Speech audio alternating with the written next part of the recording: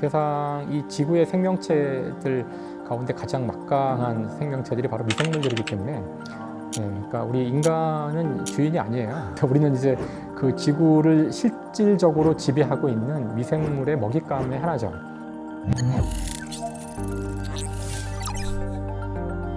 안녕하십니까. 법심이 간다의 법무심의관 정재민입니다.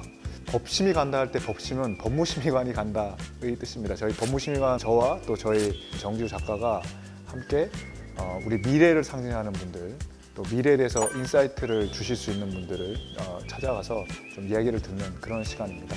네, 반갑습니다. 저는 법심이 간다의 정지우 작가이고요. 네, 정재민 심의관님과 함께 진행을 맡고 있습니다. 저희 오늘 모신 게스트는 김상욱 교수님이십니다. 교수님 모르시는 분이 없을 정도로 인지도가 아주 높으신 분인데 아주 바쁘신데도 저희를 위해서 시간을 내주셔서 굉장히 감사드리고요. 혹시 짧게 한번 소개를 해주실 수 있나요? 네, 안녕하세요. 물리학자 김상욱입니다.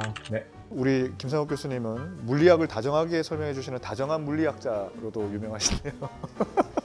다정한 예, 다정한 물리학자. 사랑을 고백할지 고민하고 있다면 양자 동전을 던져보라. 같은 면이 나오면 고백하라라고 하셨는데 이게 무슨 뜻일까요?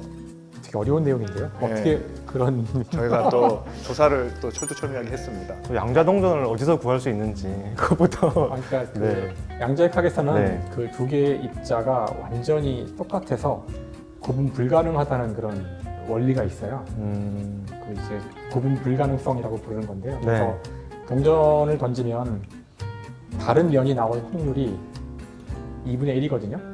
양자역학에서는 앞, 뒤랑 뒤, 앞이 구분이 안 돼요. 두 개가 똑같기 때문에 네. 어느 게 앞이고 어느 게 뒤인지를 이야기하는 게 의미가 없거든요. 네. 그래서 여기서는 다른 면이 나올 확률이 3분의 1이고 네. 같은 면이 나올 확률이 3분의 2가 돼요. 그래서 이제 그 말씀하신 거는 이제 아마 제 책에서 발췌하신 것 같은데요. 네. 그러니까 이제 그 서로 사랑할지 말지 이런 거 할 때는 사랑하는 거를 이제 같은 면이 나오는 거에 걸면 2분의 1이 아니라 3분의 2가 나온다는 얘기죠. 가능성이 더 높다는 가끔 이제 우리가 거네요. 사랑할까 말까 동전 던지기로 하자 이러잖아요. 근데 이제 양자 동전 던지기로 하면 2분의 1 딱 그런 얘기를 하려고 확률이 더 높아진다. 쉬운 얘기 어렵게 하는 게 진짜 진짜 어렵. 그러니까 한마디로 그냥 고백을 해라 이 말이네요. 그렇죠. 웬만하면 고백을 해라. 물어본 사람은 처음인 것 같은데요. 네. 어려운 내용이고.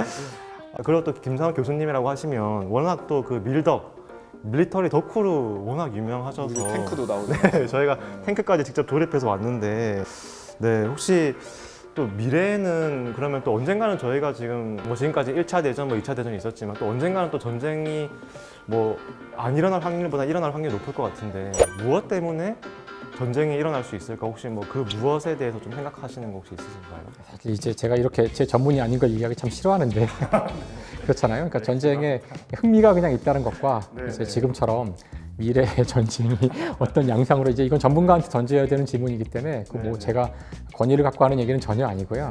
지금 우리의 이 세상의 기본 토대가 되는 이 여건, 환경이 바뀌면 의외로 이제 전쟁이 일어날 수도 있는데 아마 그 가능성을 저는 그 기후위기 같은 거라고 생각해요. 기후 때문에 전쟁이 일어난 적이 과거의 역사에 있었습니까? 사실 그게 항상 그렇지만 기후가 이렇게 변해서 그것 때문에 이 전쟁이 이렇게 바로바로 연결되는 건 쉽지가 않아요. 전쟁이라는 상황이 워낙 다양한 요소들이 있기 때문에 근데 분명한 사실은 인류 역사에서 기후가 아주 우리 문명에 중요한 역할을 했던 거는 맞거든요. 그렇죠.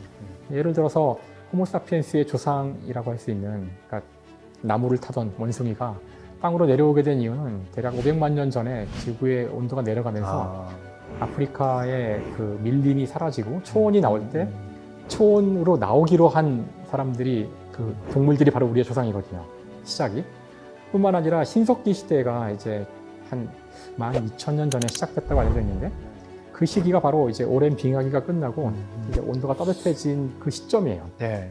그래서 그때부터 지금까지는 온도가 안 변하고 있는데 거의 네. 크게는 안 변하고 네. 있어요.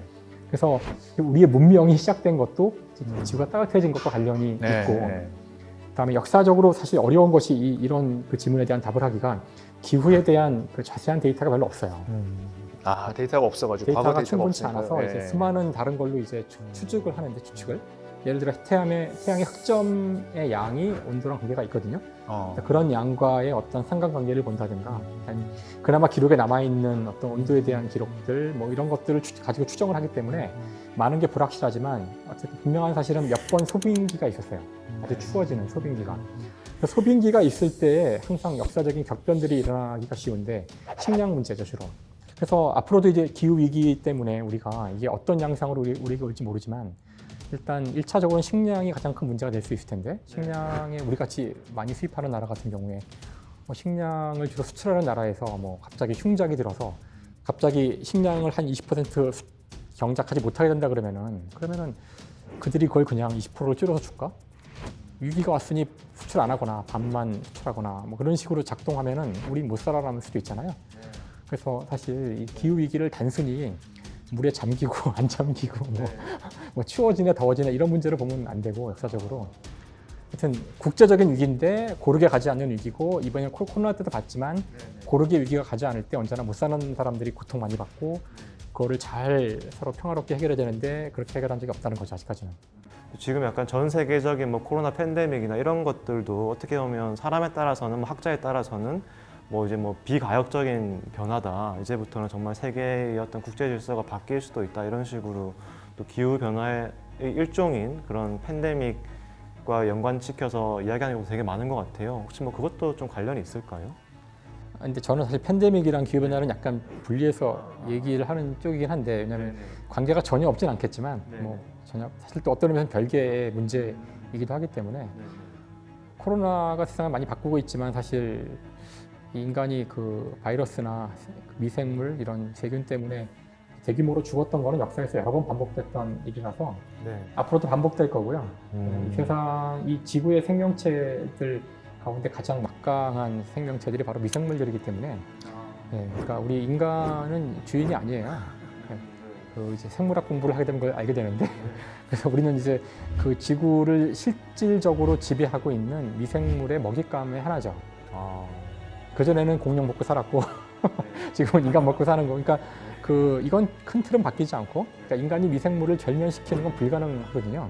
그러니까 이제 반복돼서 벌어질 텐데 이제 반복될 때 어떤 체계로 이걸 대응하는지만 남은 거고요. 단지 지금 상황이 더 안 좋아진 거는 옛날보다는 더 많이 연결이 돼서 전파를 막기 어렵고 다음에 밀도가 높게 살고 있고요. 이제 이런 것들이 더 큰 문제지 옛날에도 있었죠. 근데 옛날에는 주로 이제 이런 팬데믹이 생겨도 그 한 지역이 초토화돼서 다 죽고 끝났죠 그냥. 근데 지금은 그런 게 아니라 어디 저기 아프리카 오지에서 이게 하나 터져도 전 세계가 다 이런 문제이기 때문에 앞으로도 계속 생길 문제고요. 우린 이 문제를 피할 수 없어요.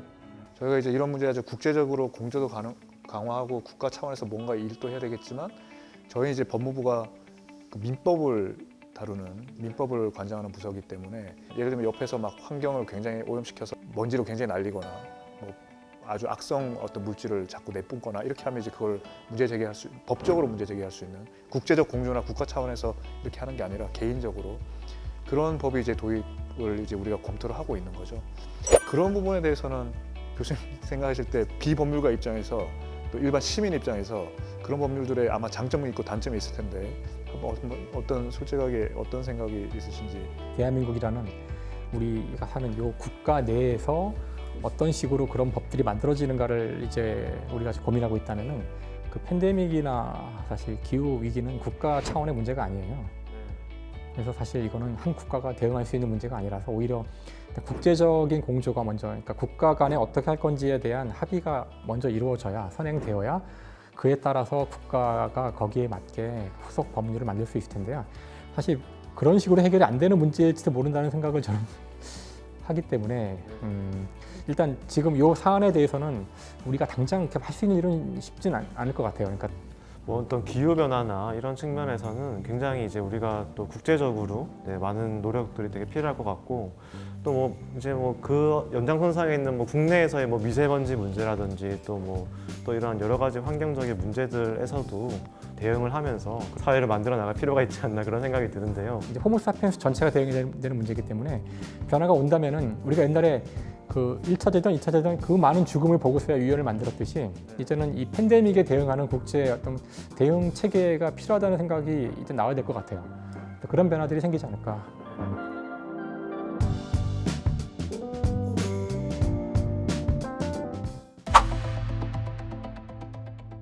아마 조만간은 서기보다도 정보가 더 데이터가 더 중요한 시대가 올 거예요.